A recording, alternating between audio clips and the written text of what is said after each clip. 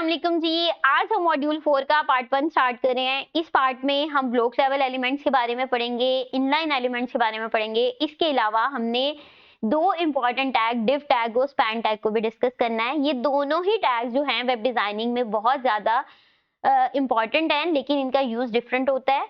चलिए जी, इनको आसान वर्डिंग में समझने की कोशिश करते हैं। सबसे पहले बात कर लेते हैं हम ब्लॉक लेवल एलिमेंट्स की। ब्लॉक लेवल एलिमेंट्स में दो प्रॉपर्टीज होती हैं। एक तो ये हमेशा न्यू लाइन से स्टार्ट होते हैं, दूसरा ये पेज की फुल विड्थ को कवर करते हैं। कंटेंट चाहे आपने ब्लॉक लेवल एलिमेंट में थोड़ा सा लिखा हो, लेकिन उसने विड्थ पूरी की पूरी कवर करनी है। ठीक है, तो दो प्रॉपर्टीज होती हैं, एक तो ये न्यू लाइन से स्टार्ट होंगे और दूसरा पेज की फुल विड्थ को कवर करेंगे। हमने जो पैराग्राफ टैग पढ़ा है, पी टैग, हेडिंग टैग, ये सब हमारे ब्लॉक लेवल एलिमेंट्स होते हैं। डिव टैग भी हमारा ब्लॉक लेवल एलिमेंट होता है, लेकिन हमने अभी डिव टैग की बात नहीं की। प्रैक्टिकली हम वीएस कोड में जाकर ब्लॉक लेवल एलिमेंट्स को अच्छे तरीके से समझने की कोशिश करेंगे। अभी हम बात कर लेते हैं इनलाइन एलिमेंट की। इनलाइन एलिमेंट सेम लाइन में ही रहते हैं और जितनी कंटेंट को विड्थ चाहिए होती है, ये बस उतनी ही विड्थ लेते हैं। ठीक है, इसकी ये दो प्रॉपर्टीज होती हैं। अगर हमने टेक्स्ट की स्टाइलिंग वगैरह करनी हो, तब हमारे इनलाइन एलिमेंट्स यूज होते हैं। हमने जो स्टाइलिंग के लिए टैग्स पढ़े थे ना, स्ट्रॉन्ग टैग, EM, B, ये सारे हमारे इनलाइन एलिमेंट्स होते हैं। इसके अलावा एंकर टैग भी हमारा इनलाइन होता है, वो भी सेम लाइन में रहता है। ठीक है, स्पैन टैग भी हमारा इनलाइन होगा और आज की वीडियो में हमने अभी स्पैन टैग के बारे में पढ़ना है। चलिए जी, अब हम VS कोड में चलते हैं और प्रैक्टिकली ब्लॉक लेवल एलिमेंट और इनलाइन एलिमेंट को समझने की कोशिश करते हैं। मैं यहाँ पर मॉड्यूल 4 क्रिएट कर लेती हूँ, क्योंकि आज हमने मॉड्यूल 4 ही स्टार्ट किया है, तो आज की कोडिंग सारी हम इसी फोल्डर में करेंगे। VS कोड में जाकर अपना ये फोल्डर ओपन करते हैं। HTML प्रैक्टिस में हमारा मॉड्यूल 4 है, इसको सिलेक्ट करेंगे। लेफ्ट साइड पर आपके पास फोल्डर आ जाएगा। इसके अंदर एक इंडेक्स फाइल क्रिएट करनी है ताकि उसमें हम कोडिंग करें। जी, मैंने इसमें इंडेक्स फाइल क्रिएट कर ली। इसको यहाँ से मैं क्लोज कर देती हूँ। बॉयलर प्लेट कोड जनरेट करने के लिए एक्सक्लेमेशन मार्क और टैब प्रेस करूंगी। ठीक है, इसको सेव कर लेती हूँ। मैं इसका टाइटल थोड़ा सा चेंज कर देती हूँ, लिख देती हूँ ब्लॉक लेवल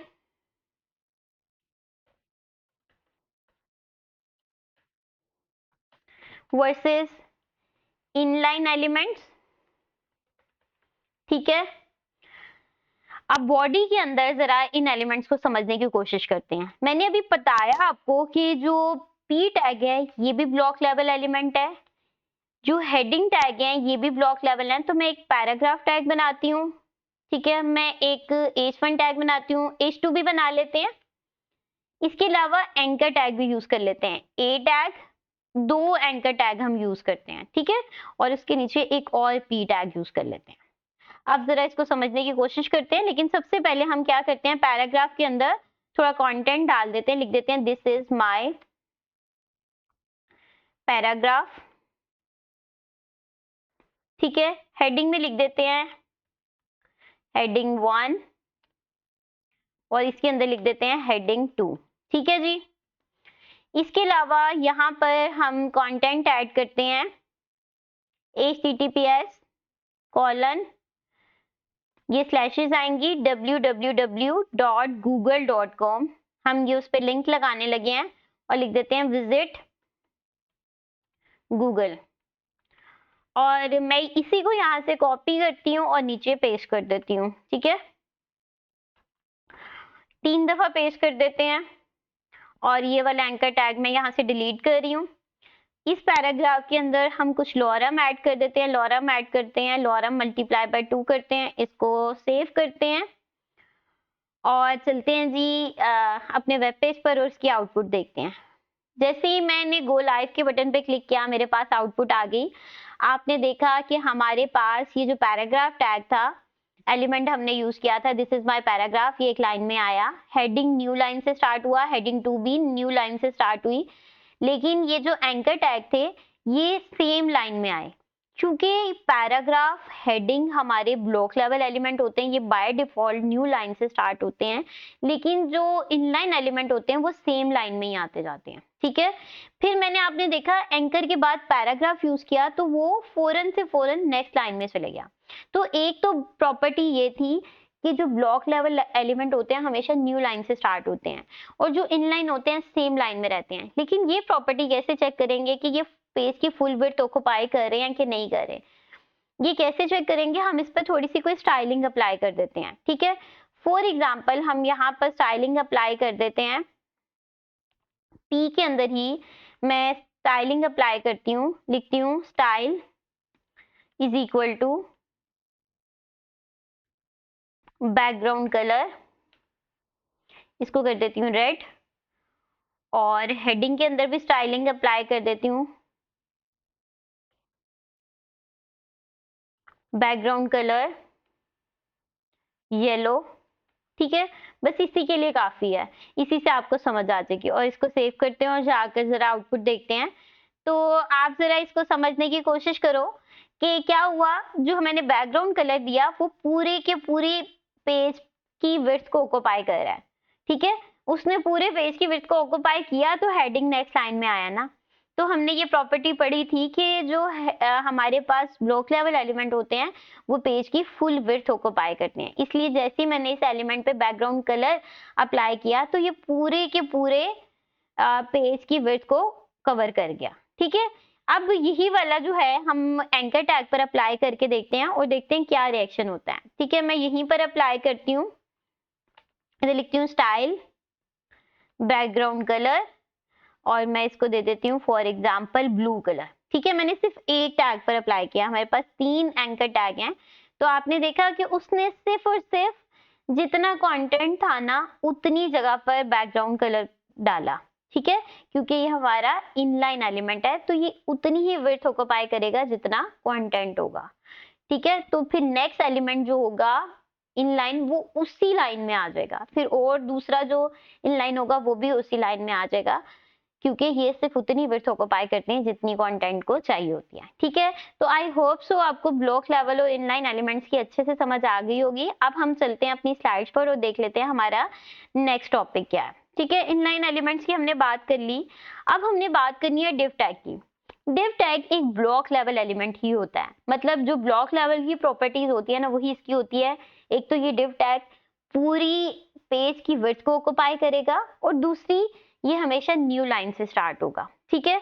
और इसकी जो थर्ड प्रॉपर्टी होती है ना, ये याद रखनी है कि डिव का बेसिक पर्पस HTML में ये होता है कि ये दूसरे एलिमेंट के लिए कंटेनर होता है। हम डिव टैग के अंदर मल्टीपल HTML एलिमेंट्स को रख सकते हैं।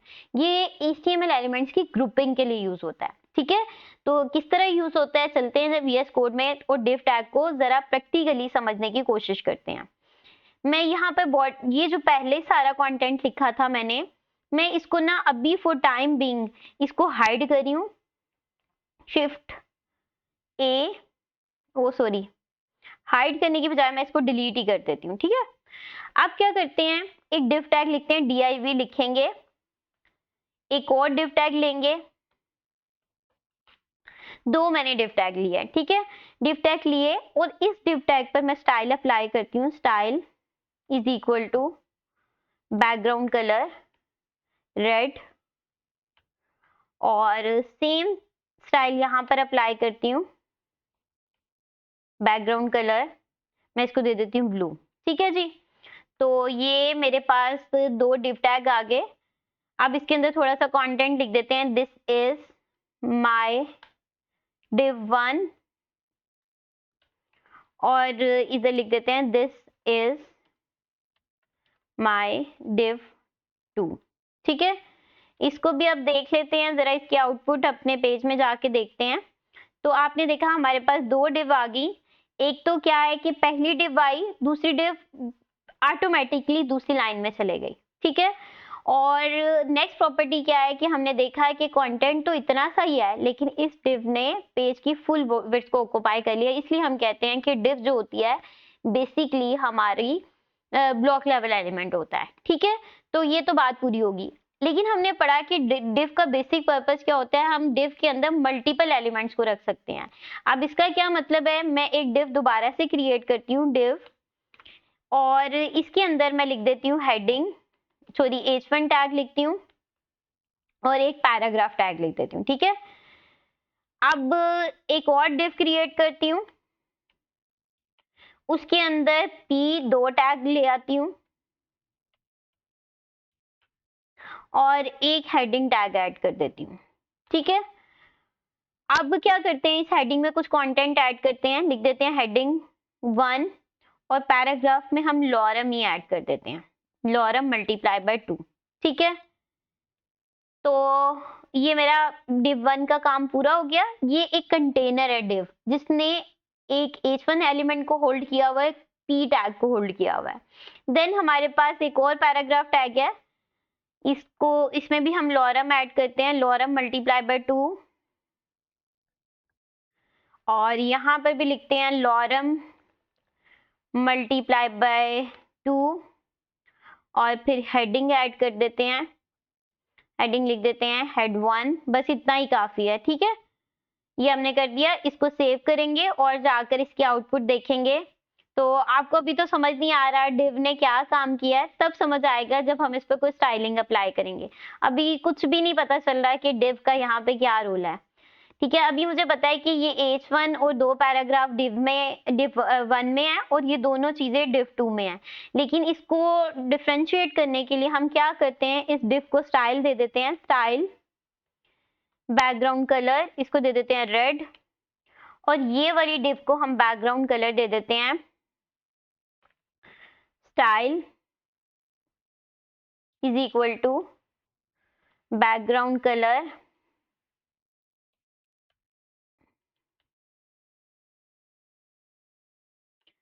इसको दे देते हैं ब्लू।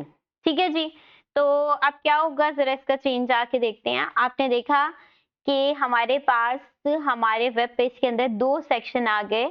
इस div के अंदर हमने रेड कलर कर दिया और इसके अंदर ब्लू कलर कर दिया। ठीक है, तो आपने ये देखा कि div टैग का क्या काम होता है। बेसिकली ये एज अ कंटेनर यूज होती है, ये अपने अंदर डिफरेंट HTML एलिमेंट्स को होल्ड करती है और हम उस ग्रुप को डिफरेंट CSS अप्लाई कर सकते हैं। ठीक है, मैं अगर चाहूँ तो इसके पैराग्राफ टैग को डिफरेंट CSS असाइन कर सकती हूँ, इसको डिफरेंट असाइन कर सकती हूँ। तो यही div टैग का यूज होता है। बेसिक अगर इसका यूज समझने की कोशिश करें तो जब हम वेब पेज डिजाइन करते हैं तो उसके लेआउट की डिजाइनिंग के लिए हम div टैग को यूज कर रहे होते हैं। जैसे कि हमारे पास जो वेब पेज होता है उसके ऊपर हेडर होता है, फिर हमारे पास मेन मेन्यू होता है, फिर हमारे पास मेन कंटेंट होता है, लास्ट में हमारे पास फुटर होता है।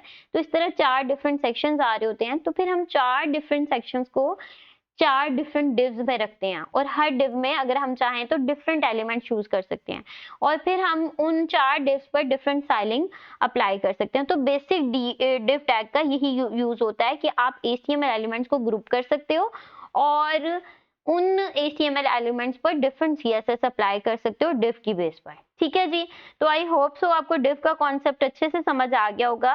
नेक्स्ट जी हम पढ़ने की कोशिश करते हैं अपने नेक्स्ट कॉन्सेप्ट को, स्पैन टैग। स्पैन टैग जो होता है हमारा एक इनलाइन एलिमेंट होता है use for styling small parts of text. अगर हम टेक्स्ट के किसी एक छोटे से हिस्से पर स्टाइलिंग अप्लाई करना चाहते हैं ना, तो फिर हमारे पास स्पैन टैग यूज होता है। ठीक है, और ये सेम लाइन में रहता है। इसको भी चलते हैं VS कोड पर समझने की कोशिश करते हैं। मैं यहाँ पर अपने div2 में ही एक पैराग्राफ ऐड करती हूँ, इसमें लिख देती हूँ दिस इज रेड वर्ड। ठीक है, दिस इज रेड वर्ड लिख दिया और इसकी आउटपुट जाकर जरा हम देखते हैं। तो आपने देखा लिखा आ गया दिस इज रेड वर्ड। लेकिन अब मैं चाहती हूँ ये जो रेड लिखा हुआ है ना, ये रेड, ये हमारे पास रेड कलर का ही शो हो। यानी मैं इस पैराग्राफ टैग में एक स्मॉल पार्ट की स्टाइलिंग करना चाह रही हूँ, इसको रेड कलर का करना चाह रही हूँ। तो हम क्या करेंगे, इस रेड को स्पैन टैग में रखेंगे। ठीक है, हम स्पैन टैग इस जैसे रेड को मैं खत्म करती हूँ, SPAN लिखती हूँ और इसके अंदर लिख देती हूँ रेड। ठीक है, अब रेड लिखने के बाद स्पैन टैग के अंदर आप स्टाइलिंग अप्लाई करोगे। कैसे लिखोगे, लिखोगे स्टाइल और इसका लिखोगे फॉन्ट,